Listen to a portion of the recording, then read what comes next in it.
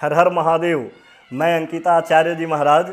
आज मैं आप लोगों को बतलाऊंगा कि क्या आप जानते हैं कि हिंदू परंपरा के अनुसार गौ को, चिड़ियों को, कुत्ते को, कौवे को और गौशाले में क्या उचित व्यवस्था करने से या इन लोगों को क्या भोजन कराने से क्या लाभ होता है, वो मैं आज आपको बतलाता हूँ।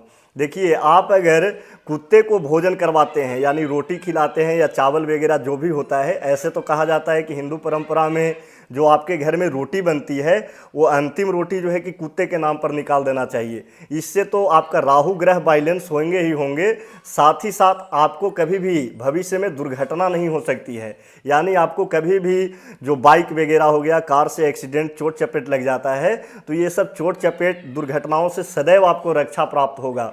आप बस कुत्ते को भोजन कराना प्रारंभ करवा दीजिए।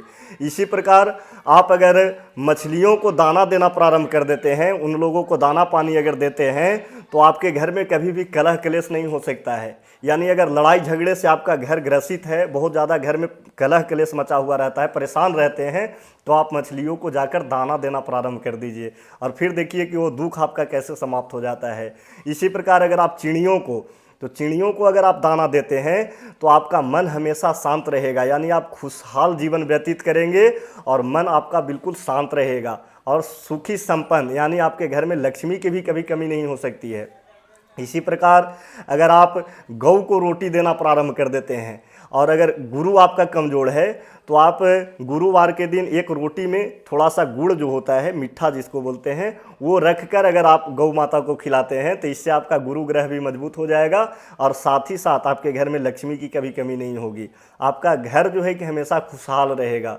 इसी प्रकार अगर और ज़्यादा लाभ आप लेना चाहते हैं तो कौवों के लिए रोटी या जो भी आपके घर में अनाज है, आप जो भी खिलाना चाहते हैं उसको खुशी खुशी आप अपने छत पर कौवों के लिए रोटी और एक कोई भी पात्र में मिट्टी का कलश ले लीजिए या ढक्कन ले लीजिए, उसमें जल भर कर रख दीजिए। ऐसा करने से आपके पितरन बहुत प्रसन्न होते हैं। अगर आपके ऊपर पितृ दोष है तो ये काम आप जरूर करिए, इससे पितृदेव संतुष्ट होते हैं और आपको आशीर्वाद प्रदान करते हैं।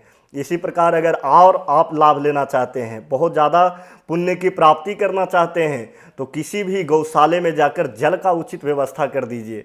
अगर उतना नहीं कर सकते हैं तो आप अपने हाथ से अपने घर का एक बाल्टी जल ले जाकर किसी भी गौशाले में जाकर गौ लोगों को पिला दीजिए। ऐसा करने से क्या होगा कि आपका मेंटलिटी जो प्रेशर बना हुआ है या आप टेंशन में रहते हैं, बहुत ज़्यादा सोचते रहते हैं, कुछ कर नहीं पाते हैं, तो आपका मेंटलिटी प्रॉब्लम शांत होगा, यानी आपका मन बिल्कुल ही शांत हो जाएगा और आप सही निर्णय को ले पाएंगे।